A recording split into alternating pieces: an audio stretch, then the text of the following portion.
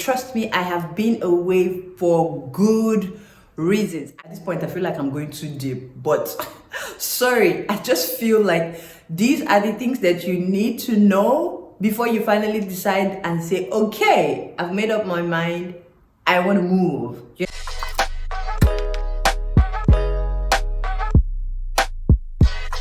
Hi guys, welcome back to my channel.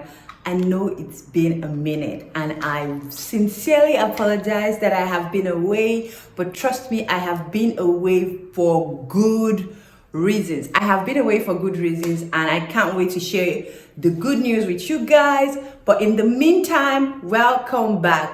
I don't know why my hair is doing this, really. I don't know why. I think we got it right. Welcome guys, welcome back. If you're new, welcome to my channel. On this channel we talk about schooling abroad, living abroad, lifestyle, a little bit of here and there. My name is Tammy, I'm a Nigerian and I'm based in Germany. If you're a returning subscriber, thank you so much for sticking with me and not unsubscribing while I was away. Thank you, I truly appreciate that. Anyway, today we're just gonna dive right into it. So if you're new, of course you do not know, on this channel we always hold our pen and notepad because there's always something for you to jot down. Well, except it's just extras, but even in the extras there's still something for you to jot down, guys. So get a pen and a notepad. You can pause the video at this point and get a pen and a notepad so you start jotting down things. So welcome once again. Anyway, today we're going to be talking about something in the category of schooling abroad. Now, what are we going to be talking about today? We're going to be talking about the important things that you need to consider or that you need to put in mind or you need to do before moving abroad. Like, these are the things that you need to do before you move abroad for whatever reason. If you're moving for school, if you're moving for work, whatever reason it is that you're moving abroad, these things, or you want to move abroad, you haven't decided that you want to move, or you're trying to basically make up your mind. These are the things that you need to consider. These are the things that you need to do before you make that final decision. So first of all, the right question that you should ask yourself is, what do you want? Now, it might just seem like, I want to go abroad, right? That's what everybody says. But the actual thing is that this is actually a very deep question. What do you want? What do I mean? Now, we need to tell ourselves the truth. Not everybody wants to go to school, right? Not everybody wants to do a master's after they've had like their bachelor's in Nigeria, their home country, and then they have to like do another degree in order for them to move abroad. Not everybody wants to do that. Some people just want to move abroad and work, right? And some people actually want to get a degree abroad or advance their degree abroad. So these are the questions that you need to ask yourself. You wouldn't say, well, because Nkechi went abroad and did masters in computer science, now she's living large, she's this, that's the path I want to follow. No, you can't do that because everybody is different. Even though we're all human beings, right? The same. We are all different. Our profiles are different. Our paths in life are different. So you can't use that as a yardstick to make a decision as regards to your life, because this is the next phase of your life. This is the next thing that you want to do with yourself. And this is obviously a new beginning. So you want to be sure that you're making the right decision. So what do you want? Do you want to work? Do you want to school? Maybe bachelor's, master's, PhD, maybe a short course like a diploma. What do you want to do? Now, after you've been able to answer that question, then you're able to go on to the next step.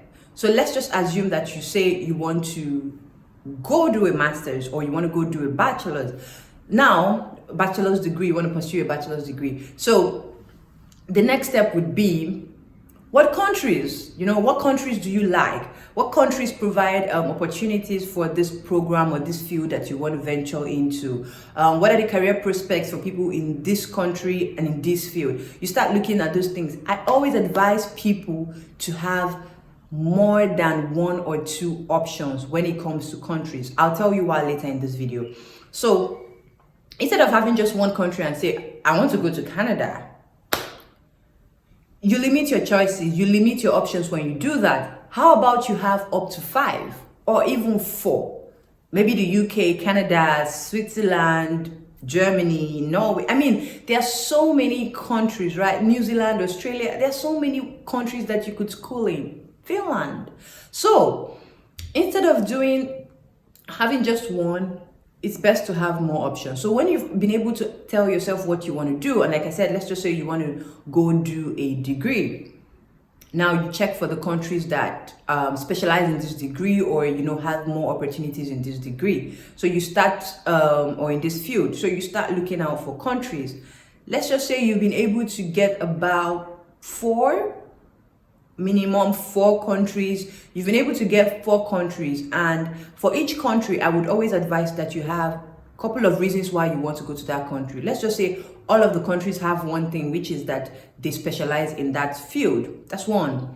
What are the career prospects in these countries? That's another point that you need to see. So whatever career prospects is there, you list them under each country.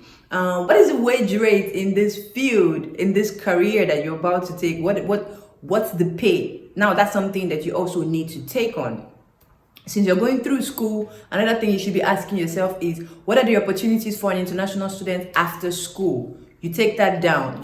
Every country should have their reason. So some countries could give you 3 months after school, some countries could give you 6 months, some countries will give you 2 years, some countries will give you 1 year, some countries will give you 1.5 year, that's 18 months. You need to know these things because you're about to make a huge decision. Like you're about to start a new phase of your life, and you need to have all the facts right. Now, when you're able to do this, then you go on to the next step. Now, let's just say you've been able to gather 4 or 5 countries. Now, the next thing you want to do is finances. It's very important. Like, you really cannot do much as regards to moving from your country to another country without that, because every country requires that. So what do you do now for the finances? You check for the fees. These different countries that you want, what are the different fee ranges? You check for that. What are the living expenses for a month, for a year? What cities are more expensive? What city are the least expensive in these countries? You want to check that, and you want to know what city you'll be aiming to move to. Do you understand? Because when you do that, you're able to... I said, do you understand? Like, you can say yes and I'll continue. Anyway, do you understand? Please say yes. Thank you. As I was saying, so you want to check like the cities. Let's just say you want to live in a less expensive city because that's what your budget can carry. Then you want to look for schools in that city. Do you understand? Or let's even widen it to state and not just cities, because cities, then your options are limited. So let's just say state. So you want to see like the less expensive states, for example, or the most expensive states, for example, and then you want to look for schools there. Now, one thing I need you to understand is that for these different countries that you want to move to, their living expenses per city or state differs. Now, the thing about this is, or should I say the advantage about that is that when you get a job in that city, let's just say you get a job in an expensive city, the salary or the wage rate is usually higher than the less expensive city, because it sort of fits into the living standard of each city or each state. So that's also something that you would put in mind, which brings us to our next point, which is career prospects. So you've been able to check for the country choice. No, first of all, what you want to do with yourself, your country choices, finances. Now, what next? Because you obviously are not going to school in that country for the rest of your life, especially if you do not have plans of going back, or if you want to move to another country or whatever it is, you now have to think of what next. Now, what next is jobs, right? Maybe you want to do it, you want to work, or you want to do a PhD. If let's say you went for a master's, these are the things that you also need to put into perspective. What would you like to do after? Would you want to get a job, work for a few years, and maybe do a PhD? Would you want to directly pursue a PhD? What are the things that you want to do after schooling? So when you're able to list the things that you want to do after school or after you've gotten that degree, then you're able to know which country best provides that opportunity for you. Do you understand which country best provides the opportunity for you? There are some countries, me and this, do you understand?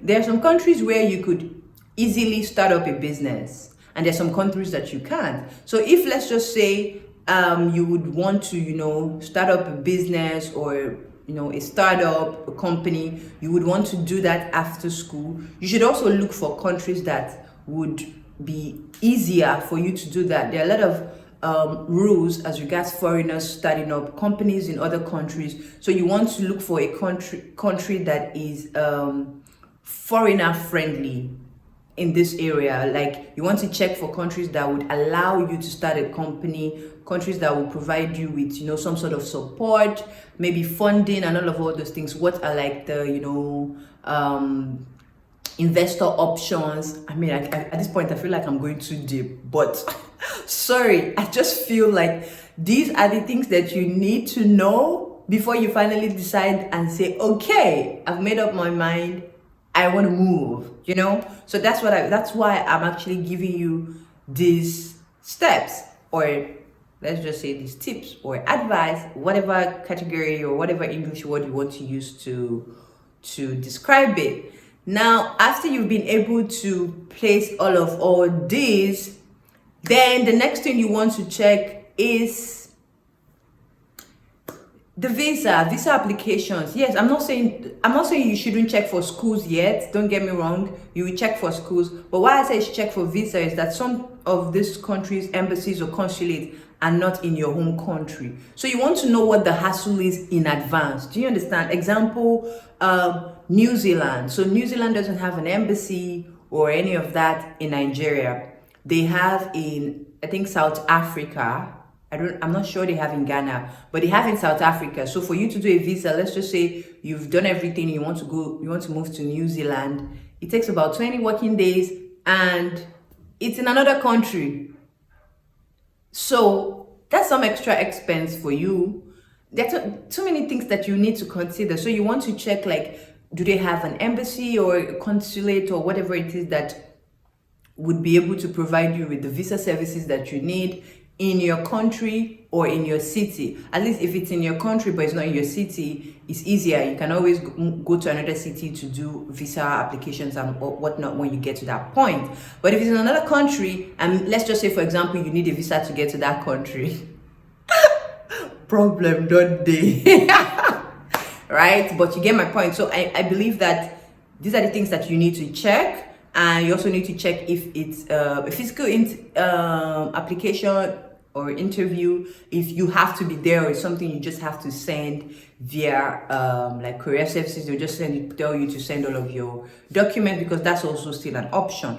So you want to check these things, and you want to know the hurdles you are going to have to face before you even start. Because when you don't check these things, then you might get to a point that you're stuck, because you had no idea that hurdle was coming up, and then you do not have the maybe mental capability or financial capability or even the patience to cross that hurdle. So that's the end of the journey for you, or that's the end of the road. So you want to know all these things before you even start. And yes, when you know these things, you're ready, because after this, now you can start checking for schools, checking for requirements, because by the time you're even checking for school fees and living expenses, you're obviously checking for schools, because you're not just going to say how much is school fees in the UK. There are so many schools there, right? So you want to start narrowing it down to the school that provides the program that you want to pursue or you want to study, and how much it's going to cost you. And definitely when you're seeing how much it's going to cost you, you're going to be seeing the requirements and all these things, and you just need to have that information.